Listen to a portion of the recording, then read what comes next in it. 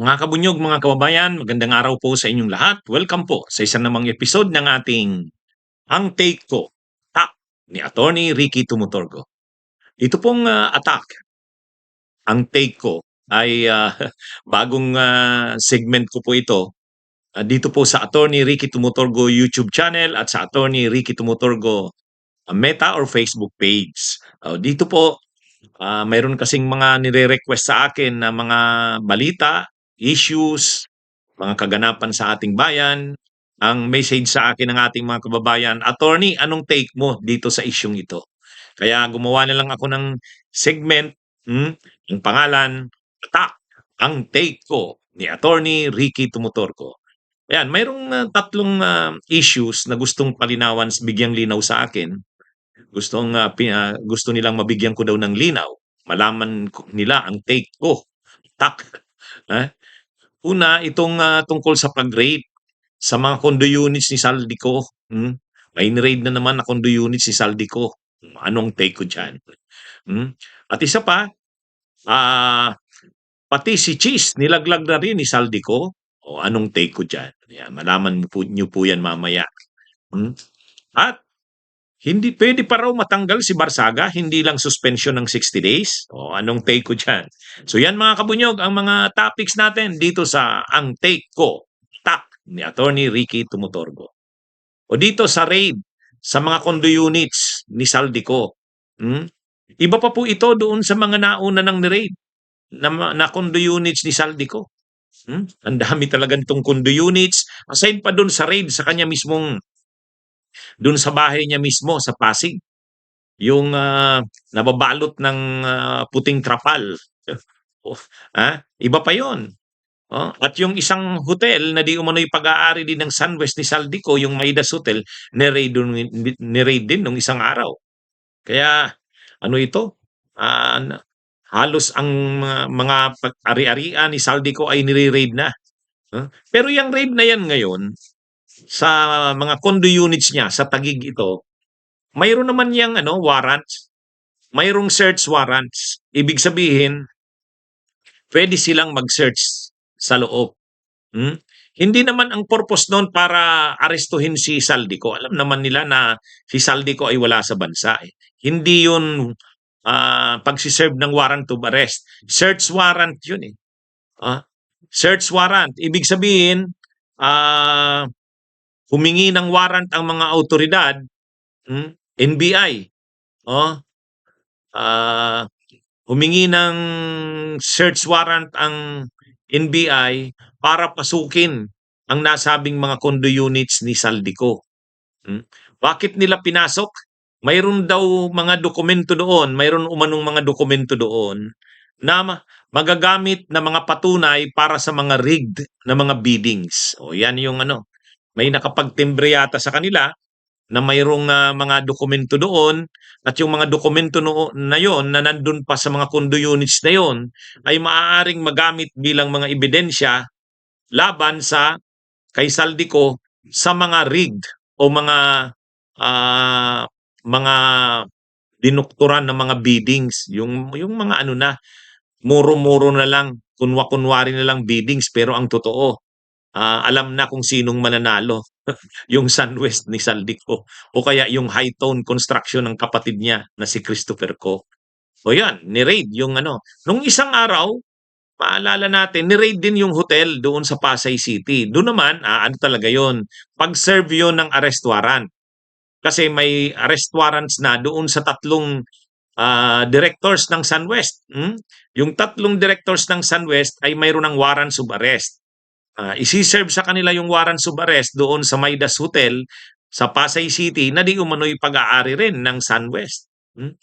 Actually, ito ay tungkol pa lang ito, mga kabunyog, mga kababayan, sa unang kasong na i-file laban kay Saldico at sa Sunwest. Ito yung maanumalyang proyekto doon sa Oriental Mindoro. So, hindi pa po yung iba pang mga projects ng Sunwest na maanumalya rin, hindi pa dito kasama. Kaya pag i-file yung mga kaso doon sa iba namang mga projects, sigurado mas marami pang mga officials, tauhan ng Sunwest Construction ang makakasuhan. Kaya ano, yung mga officials ng SunWest na dati namamayagpag sila, no? Dahil siyempre tuwang-tuwa sila na napakarami nilang proyekto. Parang sa ilalim ng administrasyon ni PBBM, talagang sobra-sobra ang kanilang projects, oh. Pero sa pagkakataong ito mga kabunyog, mga kababayan, wala na yung kanilang dating ano noon, pamamayagpag, yung dating yabang nila at natutuwa sila na bumabaha ang proyekto ng SunWest o ngayon nagtatago yung mga officials ng SunWest na may kaso. Pero yun nga, ang sabi ko, yun, dun pa lang yan sa maanumalyang project sa Oriental Mindoro. Ay pag final pa yung mga kaso sa maanumalyang mga projects sa iba pang lugar, Hmm, sa Bicol nga hindi pa kasama sa nakakasuhan ngayon yung mga maanumalyang proyekto sa Bicol. O 'pag nai-file yun, yung maanumalyang proyekto rin sa Leyte, o SunWest din ang nag-implement dun. Kaya ano ito mga kabunyog, mga kababayan, ngayon, ang ni-raid pa ngayon yung condo units ni Saldico doon sa gig. Kaya, ano ito mga kabunyog at saka, um ayon sa gobyerno pinag-iisipan na ano, pinag-iisipan na magbigay na ng reward money 'no, sa makakaturo ng kinaroroonan at makakatulong sa pag-aresto kay Saldico. Sa ngayon, napanood natin yung interview kay Miko Clavano, yung ombudsman. Ang sabi niya, may parang kumpirmado na nasa bansang Portugal si Saldico. Mayroon umano itong Filipino drivers na kasama, 3. Nagpapalit-palitan pag-drive. Talagang no? Pero anyway, sa tingin natin nagagawa yan ni Saldico kasi bago pa napaghandaan niya yan. Baka nakakuha siya ng golden visa sa Portugal. Oh, kaya ngayon yung ang sabi, ang ginagamit nitong passport hindi na Philippine passport. Kaya kahit makancel yung kanyang Philippine passport, mayroon pa siyang magagamit na ibang passports. Kaya pero sabi naman ng gobyerno, talagang desisyonado ang gobyerno na maaresto at mapauwi sa Pilipinas si Saldico. Kaya kahit naman marami siyang pera, kahit marami siyang connections, oh, um, pasikip na, tsaka ang hirap na ng buhay niya diyan, ni Saldico niyan. At kahit yung mga ano niya, kapamilya niya, yung mga mga tauhan niya sa SunWest ngayon nagugulo. Tingnan niyo, yung mga bahay niya nire-raid, condo units niya nire-raid, hotels na pinaghihinalaan kanya rin nire-raid. Mayroon pa nga akong napanood na ang suggestion yung Misibis Resort niya sa Albay, ang suggestion i-forfeit na ng gobyerno, kunin na ng gobyerno. Kaya ano ito mga kabunyog, mga kababayan, mukhang ano ito, talagang kinakaharap na ngayon ni Saldico ang kapangyarihan ng gobyerno. Sabi ni PBBM, ah, ah, pwede kang tumakbo pero hindi mo matatakbuhan ang Republika ng Pilipinas. Mukhang pikon na si PBBM kay Saldico. O sige mga kabunyog, abangan natin ang developments pa kay Saldico. O itong si Chis Escudero, nilaglag na rin ni Saldico. Nilaglag na rin. Samantalang alam natin na silang dalawa yung magka-partner doon sa anomalya sa 2025 budget. Alam natin na silang dalawa yung ah, sila halos yung nagmaniobra doon sa maanumalyang 2025 budget. Yung Bicameral Conference Committee, um, si Chis Escudero at si Saldico, pati yung small committee na binuo, sila yon. So ngayon, si Saldico na mismo sa kanyang video, sa kanyang sulat sa presidente, sumulat si Saldico sa presidente, ang haba. Hmm? Ang petsa nung sulat niya, February 2025. Sabi ni Saldico, nalulungkot daw siya at gusto niya raw magpaliwanag bakit ang House o ang Kamara ang tinuturo na parang nasa likod ng anomalya sa budget. Ah, sabi ni Saldico, ah, hindi totoo yun. At tinuro niya, isa doon sa mga nag-control ng budget ng 2025, ang tinuro mismo ni Saldico ay si Cheese Escudero. Kaya silang dalawa yung namayagpag doon sa BICAM. Sila rin yung maraming insertion, si Saldico at saka si Cheese Escudero. Pero sa bandang huli, nilaglag na rin ni Saldico si Cheese. Ang sabi ni Saldico ang sabi ni Saldico, sabi ni Cheese, haharangin niya ang budget. Hmm? Pwede itong maaproban sa sa March 2020, 2025. Kasi tinalakay yung budget ng 2025, 2024. Pero ang sabi daw ni Cheese, haharangin niya yung budget na yan, baka maaproban yan sa March 2025 pa. O baka magkaroon ng budget, ang ma-implement na budget re-enacted. So, yun daw ang banta ni Cheese Escudero. Sabi ni Saldico, ang gusto raw kasi ni Cheese ay bigyan siya ng 200 billion na insertions. Ha? Um, Bigyan siya ng insertions.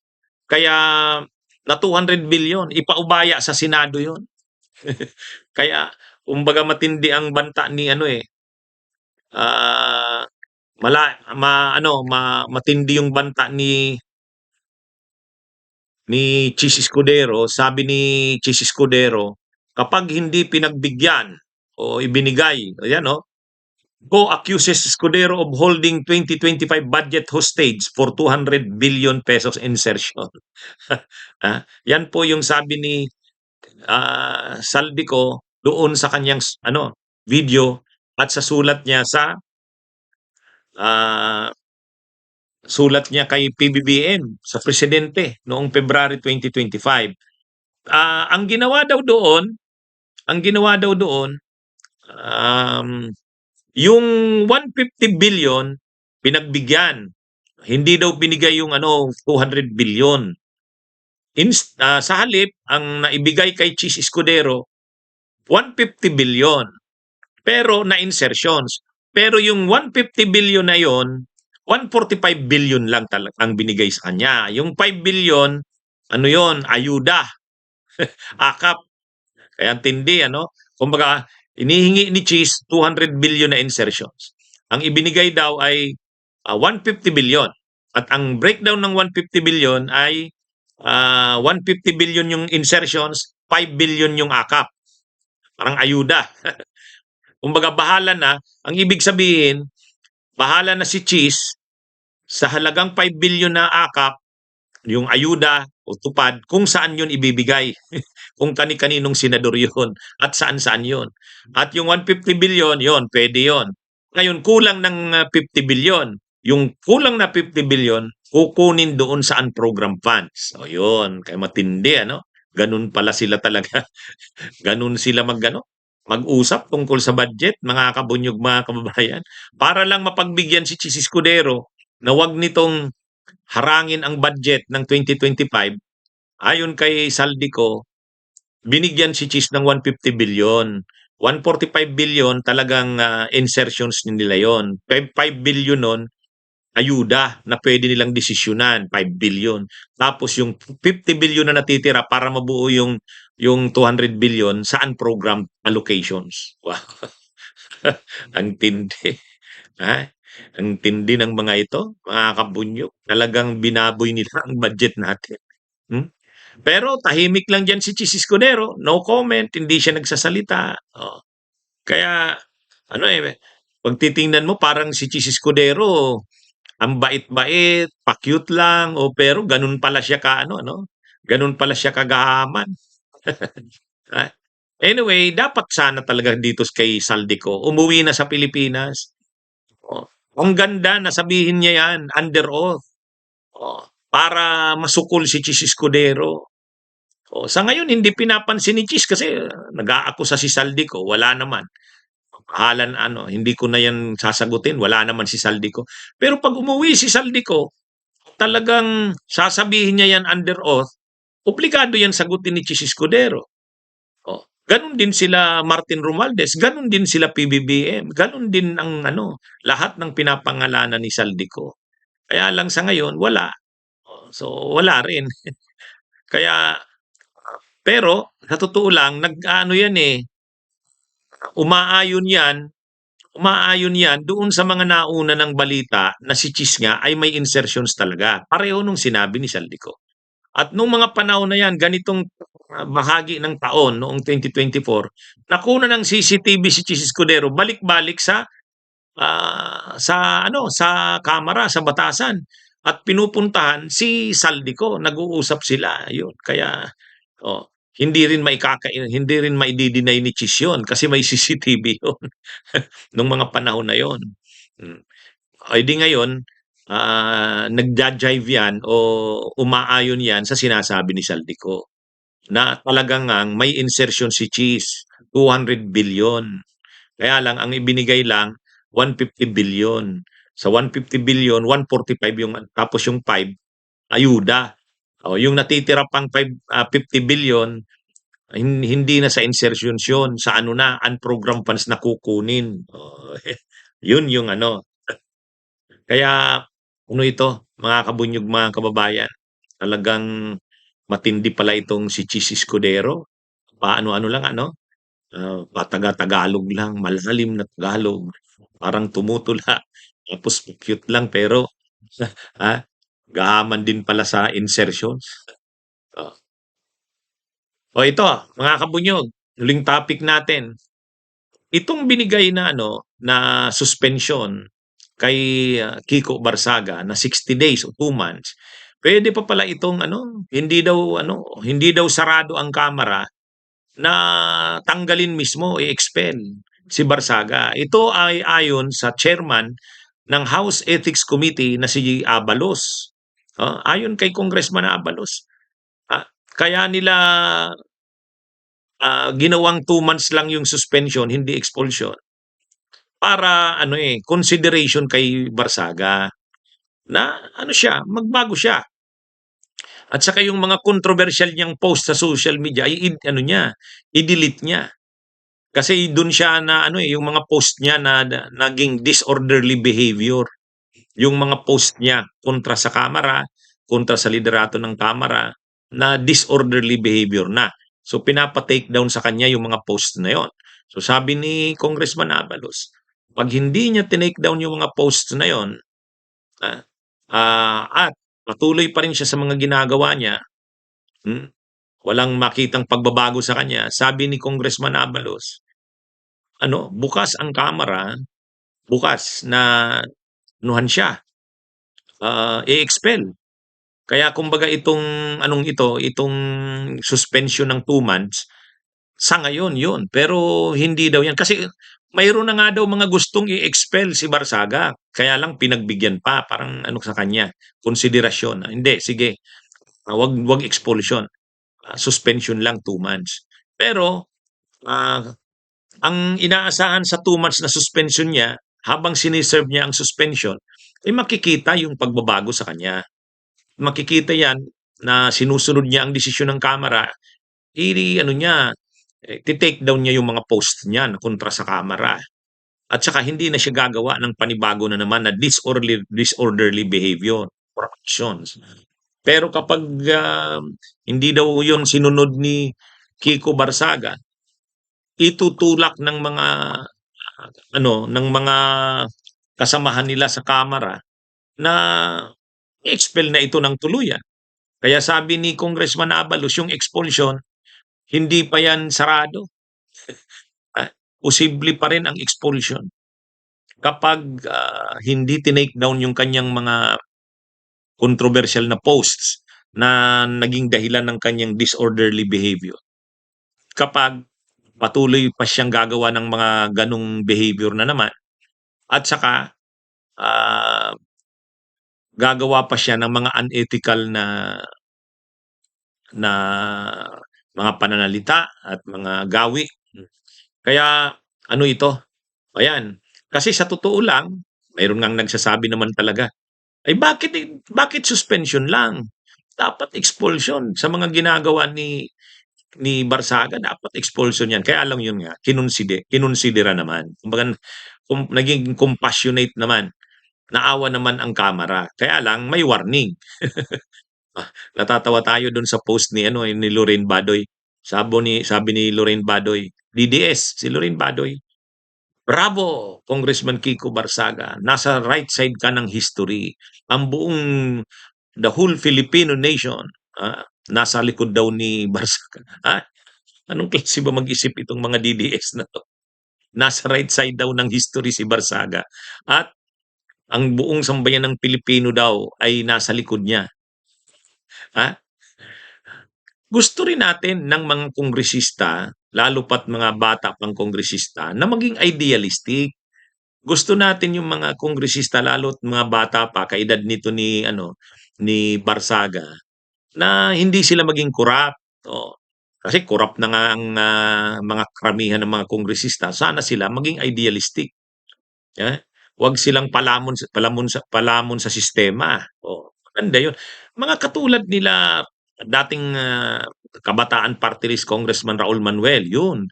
At ngayon itong si Attorney Renico ng Kabataan Party List, yan yung mga yan yung mga kabataan na nakikita mong matino. Nakikipaglaban, linalabanan ang mali, kini-criticize ang mali sa gobyerno, pero hindi naman bastos, hindi naman unethical. Kaya hindi naman dinisiplina si Barsaga dahil sa pag-criticize niya sa administrasyon ni Marcos. Siya, dinisiplina siya dahil sa unethical niya ng conduct. Eh kasi sila Congresswoman o si Representative Renico ng Kabataan Party List, kini-criticize ang administrasyon pero hindi naman siya dinidisiplina kasi ano naman siya, tama naman yung gawin niya. Hindi naman disorderly, hindi naman unethical. Yun yung mas yun yung nasa tamang side ng history. Oh, hindi itong mga DDS, itong sila Lorraine Badoy, dispalinghado ang pagtingin sa ha? Tinitingnan nila itong si Barsaga na nasa right side daw ng history at anong tawag doon? Suportado daw ng buong sambayan ng Pilipino. Saan niya kaya kinuha yun? Ha? Yung minana ni Barsaga, yung kabastusan ng mga DDS, yung kabastusan ni Duterte, oh, sasabihin mo ano yon? Nasa likod niya ang sambayan ng Pilipino. Kayo siguro ang nasa likod niya, hindi ang sambayan ng Pilipino. Huwag niyo nga gamitin ang sambayan ng Pilipino. Hmm? Ano 'yan kayo lang ang nasa likod ni Barsaga, hindi ang sambayan ng Pilipino. At huwag niyong sabihin na nasa right side ng history. Ay, itong si Lorraine Badoy. O sige mga kabunyog, mga kababayan, magandang umaga sa inyong lahat.